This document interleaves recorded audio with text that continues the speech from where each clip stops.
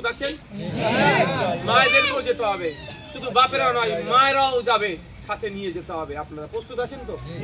আগামী দিনে ব্রিগেড হবে, আপনাকে বলি এই ওয়াকআপ নিয়েই হবে। এই ওয়াকআপ নিয়ে ব্রিগেড আমাদেরকে যেতে হবে। ভারত সরকার যে সংবিধানকে ধূলিসাৎ করে যে আইন নিয়ে এসেছে, সেই আইন প্রত্যাহারের জন্য আমাদেরকে রাস্তায় গণতান্ত্রিক প্রক্রিয়ায় লড়াই করে যেতে হবে।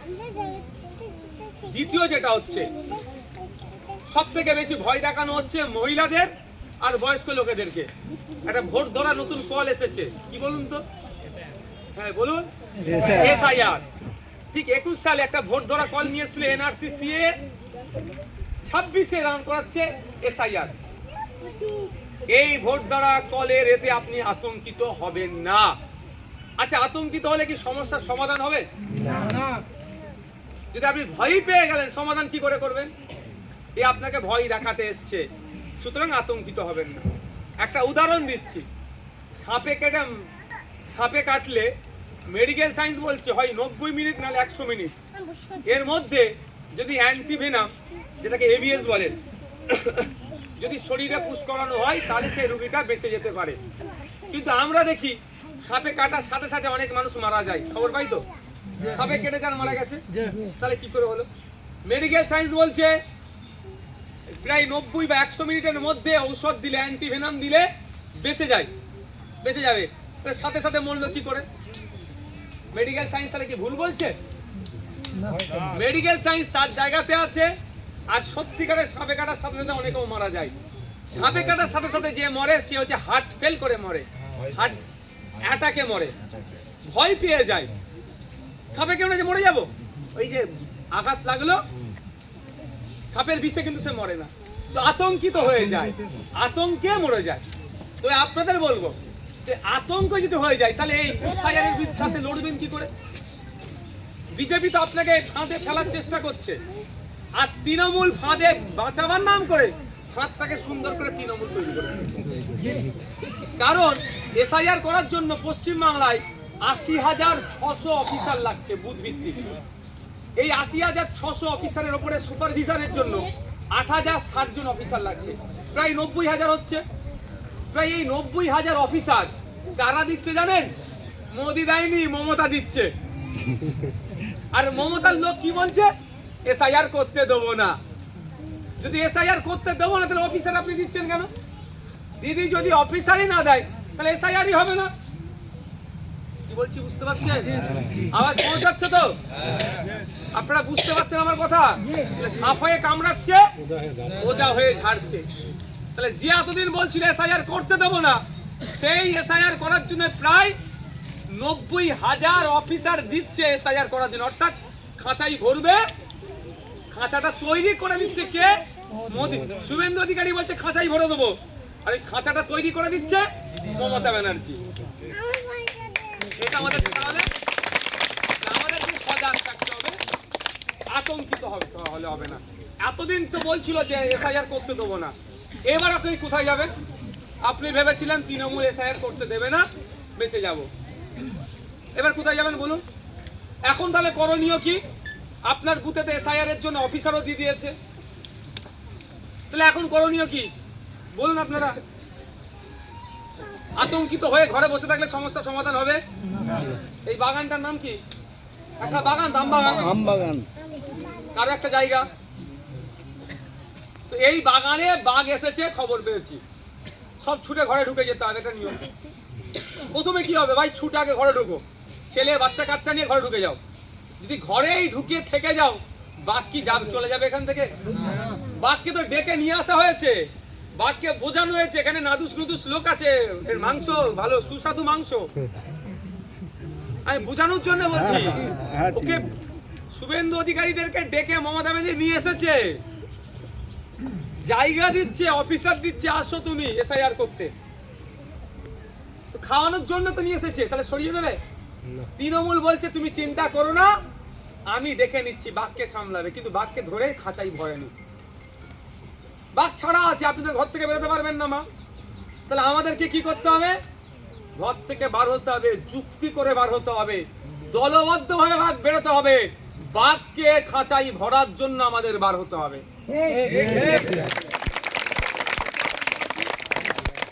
বাঘকে বাইরে থেকে ঘরে সারা জীবন ঘরে ঢুকে থাকতে হবে, বেরোতে পারবেন না। আর ভরসা করে বেরোতে হবে, দলবদ্ধ হয়ে বেরোতে হবে, ঐক্যবদ্ধ হয়ে বেরোতে হবে যে বাঘকে ধরে আমরা খাঁচাই। এইবার আমাকে কি করতে হবে, খাঁচাটাই কেমন ভাবে ভরবেন। অফিসার আসবে এসআইআর করতে, তার সাথে কেউ খারাপ আচরণ করবেন না। এসআইআরটা পলিটিক্যাল এসআইআর আলাদা, এখন পলিটিক্যাল এসআইআর করতে চাচ্ছে রাজনীতির এসআইআর, এর বিরুদ্ধে আমরা। কিন্তু এসআইআর এ কি হবে, মৃত ভোটারের নাম বাদ যাবে। এখান থেকে ক্যানিং পূর্বতে আছে, আমাদের এখানকার একটি মেয়ের ক্যানিং পূর্বে বিয়ে হয়েছে, এখানে ভোটার লিস্টে নাম আছে, ক্যানিং পূর্বেও আছে, তাহলে একটা নাম কাটা যাবে। পার্মানেন্ট বাড়ি ওটা, এটা কাটা যাবে। আমরা ক্যানিং পূর্বের মেয়েকে বৌমা করে নিয়ে এসেছি, তো অনেকের বাড়িতে আছে আমাদের বৌমা, আমাদের বাড়ির মা, বোন, ভাবি। তাহলে ক্যানিং পূর্বে ভোটার লিস্টে নাম আছে, এখানেও আছে, তাহলে ক্যানিং ওই মেয়েটির ক্যানিং পূর্বের নাম কাটা যাবে, এখানে নাম উঠবে বা থেকে যাবে। ঠিক এখান থেকে আপনি তুলে ক্যানিং ভাঙড়ে ছিলেন, বারাইপুরে যে ঘর করেছেন, বারাইপুরে থেকে গেছেন, বারাইপুরে ভোটার লিস্টেও নাম আছে, এখানেও আছে, ভাই আপনাকে তো একটা কাটতে হবে, এই নামটা কি হবে, কাটা যাবে। এবার কার নাম কাটা যাবে, 18 বছরের নাম হয়নি, কারো নাম তুলে দিয়েছে কিসের জন্য, ওই ছাপ্পা মারার জন্য, তার নামটা কাটা যাবে। 18 বছরের ঊর্ধ্বে ভোটার লিস্টে নাম উঠেনে তার নাম প্রতি বছরে যুক্ত হয়। আর কার নাম কাটা যাবে, আপনার আমার বাড়ির যারা মারা গিয়েছে অলরেডি, দাদুদের কথা যদি বলি, বা বড় চাচা যার যেই করে মারা গিয়েছে, তাদের নামটা কাটা যাবে। এখন কি হচ্ছে, ভোটের সময় আসে, দাদুরা টুক করে ভোট দেয়, আর শ্মশানে কবরস্থানে গিয়ে শুয়ে পড়ে, আমাদের সাথে দেখা করে না। যখন বেঁচে ছিল কোলে নিয়ে ঘুরতো, আমার দাদু ভাই করতো, সেই দাদু বছর ভোটের সময় শুধু আসছে, এসে ভোট দিচ্ছে আর চলে যাচ্ছে, স্বার্থপর হয়ে যাচ্ছে দাদুরা না আমার। তাহলে না, দাদুকে আর কষ্ট করতে হবে না, তুমি কবরেই থাকো আর শ্মশানেই থাকো। তাই সেই ভোটগুলো কাটা যাবে, তো কারো অসুবিধা হবে না, আমাদেরকে আতঙ্কিত করছে। এবার হচ্ছে বদমাইশি কিটা করতে পারে, এরপরে বদমাইশি হতে পারে কি, আমাদের পাড়ার আব্দুর রহিম চাচার নামটা ইচ্ছা করে কেটে দিল, বাঘ এসছি খাবে বলে, তাহলে আব্দুর রহিম চাচার নামটা ইচ্ছা করে কেটে দিল। আমাদের পাড়ার রাম কাকার নামটা ইচ্ছা করে বদমাইশি করে কাটলো, আমাদের পাড়ার ফতেমা মায়ের নামটা ইচ্ছা করে কাটলো, বা সীতা মায়ের নামটা ইচ্ছা করে কেটে দিল। তাহলে আমরা এটা আটকাবো কিভাবে, যে অফিসার আসবে আমরা তার নাম, ফোন, কন্ট্যাক্ট নাম্বার, সে কোন ডিপার্টমেন্টে চাকরি করে, তার আইডি কার্ড, বা সে যে অফিসার তার প্রমাণপত্রটা আমরা ছবি তুলে রেখে দেবো। কেউ খারাপ আচরণ করবেন না অফিসারের সাথে, সে আসতে না চাইলো, তাকে মমতা ব্যানার্জি জোর করে পাঠাচ্ছে, সে ডিউটি করে, তাহলে আমরা কি করব, তার ডকুমেন্টসটা রেখে দেবো, আর আমরা নজর রাখবো কার নাম বেটা উল্টো করে কাটছে। যদি দেখেছি রাম কাকা বা আব্দুর রহিম চাচা, ফতেমা মা বা সীতা মায়ের নামটা কেটে দিয়েছে অবৈধভাবে, মানে ডি ভোটার বানিয়ে দিয়েছে, ডাউটফুল ভোটার, তাহলে আমাদের কাজ কি হবে, গণতান্ত্রিক প্রক্রিয়ায় আন্দোলন সংগঠিত করব, আর যে অফিসার নামটা কেটেছে তার বিরুদ্ধে কি হবে, আইনত লড়াই করব। কিন্তু এর মধ্যে কেউ যদি আপনাকে তাতিয়ে দেয়, অফিসার এলে খুন্তি নিয়ে ছুটবে, যে বলছে খুন্তি নিয়ে ছুটবে সেই তো অফিসারকে দিচ্ছে ভাই, তৃণমূলের সরকারি তো অফিসার পাঠাচ্ছে, তার পিছনে ছোটার আমার কিছু দরকার আছে, দরকার নেই, একদম ওই ফাঁদে পড়বেন না। একটা কথা আপনাদের মনে করিয়ে দিই, 2021 সালে শীতলকুচিতে সেন্ট্রাল ফোর্সের সামনে গিয়ে এই কুন্তি ঝাঁটা জুতো দেখাচ্ছিল, খেয়াল আছে, 4 জন মানুষ মারা গিয়েছিল, 4 জনই ঘটনাচক্রে আবার মুসলমান। আমি ওই বিষয়ে আমি যাচ্ছি না, হিন্দু মুসলমানে বোঝানোর জন্য বলছি, চর্বি তো বেশি, সেই নামটা নিলাম। তো 4 বছর হয়ে গেল, ওই পরিবার বিচার পেয়েছে, পরিবার বিচার পেয়েছে, কিন্তু যাদের 4 জন মারা গেল বলে তার পরিবার ধ্বংস হলো। তো আমাদের মতো নাকি হাসানুর জায়েদ ভাইকে আমার বুকে রাখবো, আগলে ওর পরিবারকে, মহিউদ্দিনদের পরিবারকে বুকে আগলে রাখবো, থোড়ি ওরা করবে না। তাহলে বলুন, কারো কথায় উত্তেজিত হয়ে তো সেন্ট্রাল ফোর্সের সামনে গিয়ে হই করছিল, গুলিটা করলো, আপনার আমার ভাইয়ের বুকে মারা গেল, 4 বছর কোনো বিচার নেই। তাহলে আবার যদি আমাদেরকে উত্তেজিত করে কি হবে, ক্ষতি আমাদের হবে। আমরা আমাদের যে যার বুথটাকে ফলো রাখবো, কি রাখবো, যে যার বুথটাকে, আমার বুথের ভোটারদের নাম ঠিক আছে না নেই, নাম ভুল করেছে কোন অফিসার ছিল তার ডিটেলস নিয়ে রেখেছে, তার বিরুদ্ধে লড়াই হবে, আইনত লড়াই, গণতান্ত্রিক প্রক্রিয়ায় লড়াই হবে। আর আমার প্রতি তো ভরসা রাখেন না ভাই? কারা ভরসা, এটা হাত তুলুন তো। মায়েরা ভরসা রাখেন তো নাকি? আপনাদেরকে 21 সালে কি বলেছিলাম? 21 সালে কি বলেছিলাম? তখন এনআরসি সিএনএ ভয় দেখিয়েছিল যে অমিত শাহ মোদিজির 14 পুরুষের ক্ষমতা নাই কোনো ভারতীয়কে তাড়াবার। আর এটা 25 সাল, 4 বছর হয়ে গেল। ভরসা করতে বলেছিলাম তো। ভাঙড়ের মানুষ আপনারা, আপনাদের বুথের মানুষ আপনারা, একটা পাড়ার মানুষ, বলুন একটা মানুষকে এনআরসি সিএ করে তাড়াবার সাহস দেখাতে পেরেছে? পারেনি তো। ভরসা করেছিলেন তো আমার প্রতি। আমি বলেছিলাম এটা যদি তারাই বুঝে নেব। তো আজকের দিনও বলছি, অফিসার আসলে কেউ ডিস্টার্ব করবেন না। যদি মমতা ব্যানার্জি বলে এসআইআর করতে দেবো না, তাহলে কেরলে এসআইআর কে চ্যালেঞ্জ করে রেজুলেশন পাস হয়েছে, তাহলে আমাদের বিধানসভাতে রেজুলেশন পাস করিয়ে নি। মমতা ব্যানার্জি বলে দিকে আমি অফিসার দেবো না, যাও আমি 90,000 অফিসার দেবো না, তা করবে না। আর আপনাকে কি বলবে? আটকাও। তাহলে কি গুলি খেয়ে মরবে কে? কেস খাবে কে?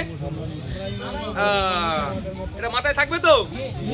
আর আমরা কিন্তু বুঝে নেব, যদি কাউকে ডাউটফুল ভোটার করে, আপনাদের বিধায়ক তো আমি ভাই, আপনাদের ভাই তো, আপনাদের ছেলে তো আমি, আপনার হয়ে লড়াইটা আমি লড়ে নেব।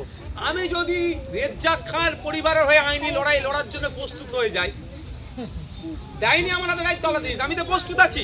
আজকেও বলছি, রেজাউলের পরিবার যদি চাই, ওর পরিবারের রেজাউলকে যারা ওই রাজ্জাক খাকে যারা খুন করেছে, আইনি লড়াই করতে লড়বো। যেভাবে আমাদের রেজাউলের পাশে থেকে, মহিউদ্দিনের পাশে থেকে আইনি লড়াই করছি। এক বেটা জেল খেটেছে, আর কয়েকজন বাকি আছে, তাও সময় ঘনিয়ে এসছে, বলে যাচ্ছি ওই মামলায় জেল আমরা খাটাবো। তার তো 2-1 দিন তো বুঝতেই পারছো কি হচ্ছে, 2-1টা দিন তো খাটবে। ঠিক যদি আমি বলি রাজ্জাক খায়ের হয়ে আইনি লড়াই করার জন্য প্রস্তুত থাকি, তাহলে ভাঙড়ের নিরীহ ভাইদের জন্য আমি লড়াই করব না? এই ভরসাটা তো আছে। আমার অনুরোধ, কারো কথায় উত্তেজিত হয়ে কিছু উল্টো অঘটন ঘটাবেন না। কাগে কান নিয়ে চলে গেছে, কাগের দিকে তাকাবার প্রয়োজন নেই, নিজের কানে হাত দিয়ে দেখুন। বলেছে ভোট কেটে, ভোটার লিস্টে নাম কেটে দিয়েছে। আগে আপনি আপনার বুথটা দেখে নিন না। আপনি প্রথম আপনার বুথ দেখুন, কার নাম বাদ পড়েছে, বৈধ ভোটার, কোন অফিসার ছিল, তার বিরুদ্ধে লড়াই হবে। বুথে ঠিক আছে, আপনি অঞ্চল দেখুন, আপনার অঞ্চলে কারো নাম বাদ পড়েছে, খোঁজ নিন।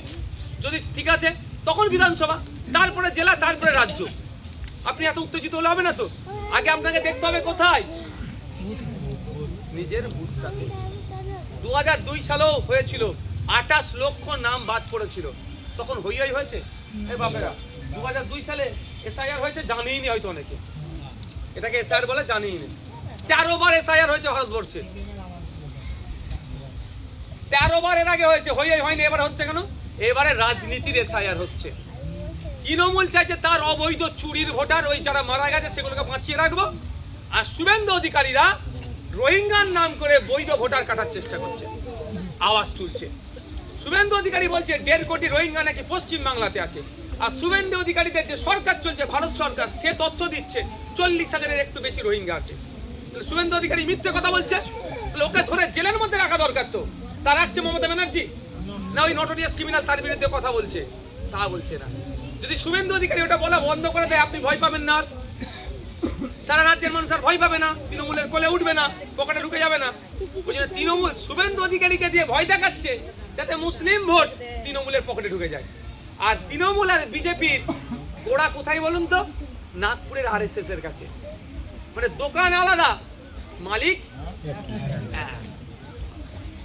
এই। এরা চক্রান্ত করে পশ্চিমবাংলার ভোটটাকে, একদিকে ওরা সাম্প্রদায়িক কথা বলছে, আর একদিকে এরা দুর্নীতি করছে। এই দুয়ের জাতা গলে পশ্চিমবাংলার দলিত, আদিবাসী, হিন্দু, মুসলমান পিছাই হচ্ছে। তাই 26 সালে 2026-এর হাত থেকে বাংলাকে মুক্ত করতে হবে, এদের হাত থেকে। তাই আমি আপনাদের ভোট নিয়ে কি বেইমানি করেছি? ভোট বিক্রি করেছি? অন্য দলে চলে গিয়েছি? আমার কাছে অফার, মামলা, সব অফারও দিয়েছে, নামে মামলাও দিয়েছে। কি কি মামলা দিয়েছে আপনারা তো সব জানেন, কিছু বাদ রাখেনি। শুধু গাঁজাটা মনে দিতে বাকি আছে, হয়তো আগামী দিনেও দিয়ে দিতে পারে। হ্যাঁ, কোনোটাই মানুষ বিশ্বাস করবে না। বিশ্বাস হবে? আমি হামস নিয়ে করবো তো, এইটুকু বাকি আছে, হয়তো আগামী দিনে দিয়ে দেবে, দিলেও অসুবিধা নেই। 20খানা মামলা হয়ে গেছে, 19টা ছিল, আর একটা মামলা হয়েছে নতুন শুনলাম, 20খানা মামলা হয়ে গেছে। তো আমাকে মামলা দিয়ে আটকাতে পেরেছে না, টাকা পয়সা মন্ত্রীর লোক দিয়ে আটকাতে পেরেছে না। আপনাদের বিশ্বাস আমি নষ্ট করিনি। আপনারা আমাকে এত ভালোবাসা এত ভরসা করেন, এই ভালোবাসা ভরসার কাছে আমি বারবার হেরে যাই, বারবার হেরে যাই আপনাদের ভালোবাসার কাছে। আমি হারতে প্রস্তুত। আপনারা যে ভালোবাসা দেন সেই ভালোবাসার কাছে আমি বারবার হারতে প্রস্তুত আছি।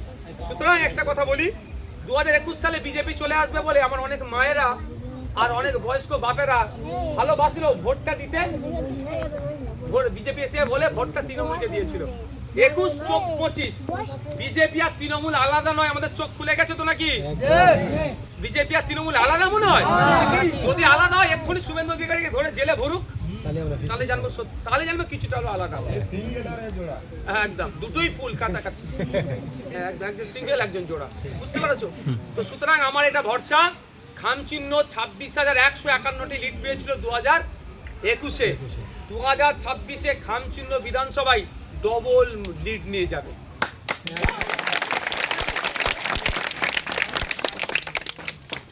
আপনাদের পাড়ায় একটা ঘটনা ঘটেছে, আমি তাদের বাড়ি গিয়েছিলাম। অল্প ক্লাস 9-10-এর ছেলে মেয়েরা, হালকা বয়স, বন্ধু বান্ধব অনেক থাকে তাদের। একটা ওই মেয়েটির একটি বান্ধবী ওকে ঘুরতে নিয়ে যাওয়ার নাম করে নিয়ে গিয়ে মেরে ফেলেছে, জানেন আপনারা? হ্যাঁ, আমাদের বাড়ির যে বাচ্চাগুলো আছে, আমার গার্জেনদের বলবে একটু সজাগ থাকবে, বাচ্চাগুলোর সাথে মিশবেন, কথা বলুন কি বলতে চাইছে। ফোন ঘাটছে আমি কেড়ে নিবার পক্ষে নয়, তার সাথে কথা বলুন, বুঝান। ট্যাপ এগুলো এক একটা, এটাও তো তোমার মেয়েটিকে নিয়ে যে কোনো খারাপ জায়গায় বিক্রি করে দিত, সারা মানে ওই মেয়েটি তাহলে চোখের পানি কোথায়? আর আপনাদের কি হতো?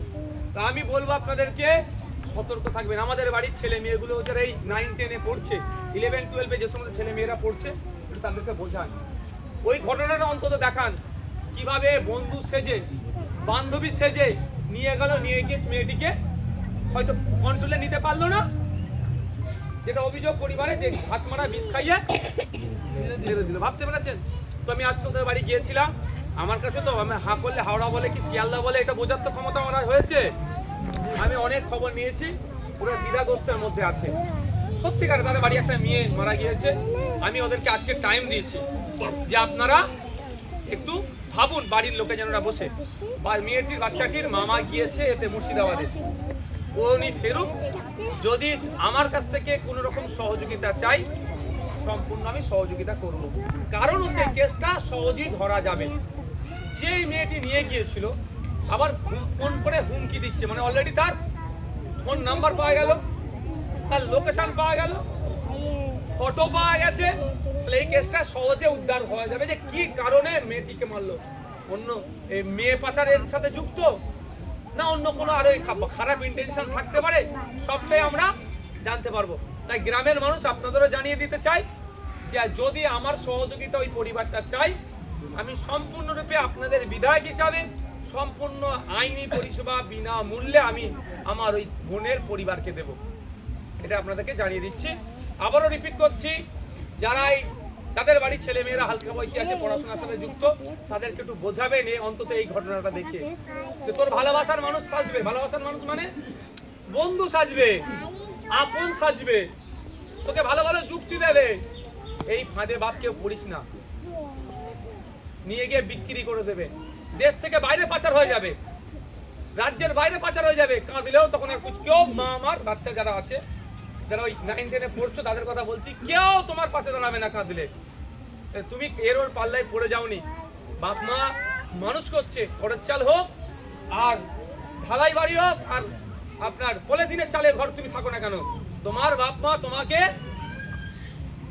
ভালো করে মানুষ করার জন্য সকালে উঠে মাঠে চলে যাচ্ছে, সকালে উঠে কাজে চলে যাচ্ছে, সে ঠিকঠাক করে খাচ্ছে না, তোমার মুখে একটু ভালো ভাত তুলে দেওয়ার জন্য কষ্ট করছে। সুতরাং কারো ফাঁদে পড়ে গিয়ে ভাবুনি যে ওরাই আমার ওই বান্ধবীটা, ওই আমার বন্ধুটা ভালো, আমার পরিবার খারাপ। এই যদি পড়েছো তো কি হলো দেখো ঘটনাটা, এই ঘটনাটা দেখো, কিন্তু বান্ধবীর পাল্লায় পড়ে গিয়েছিল, বন্ধুর পাল্লায় পড়ে নাই, বান্ধবীর পাল্লায় পড়ে গিয়েছিল, নিয়ে যে এই কাজ করে ফেললো। তাই বলবো আপনারা সতর্ক থাকবেন, বাবুদের যারা আছে হালকা বয়সী ছেলেমেয়েরা, যে এই বয়সী ছেলেমেয়েরা একটু হই হই করে, ঠিক কথা, কিন্তু সবার একটা লিমিট থাকা দরকার। দিনের শেষে এটা মাথায় রেখে চলবেন যে আমার বাপ মা আছে, আমার পরিবার আছে, তার কথা মাথায় রেখে আমাকে চলা দরকার। এই বলে আমি বক্তব্য শেষ করছি। কারো কোনো অভিযোগ থাকলে আসবেন, সামনে দুটো চেয়ার দেওয়া থাকছে, আপনারা শোনাতে পারেন, আমার যতটুকু ক্ষমতা থাকবে আমি সমাধান করব। তাহলে আমার সিম্বলটা মনে আছে তো? কি সিম্বল? জোরে বলো না। কি সিম্বলটা কি? মারা ভুলে গেল নাকি সিম্বল? অন্য কোনো সিম্বলে হাত দেওয়ার দরকার নাই। চলো, কারো যদি কিছু বলার থাকে তোমরা একটু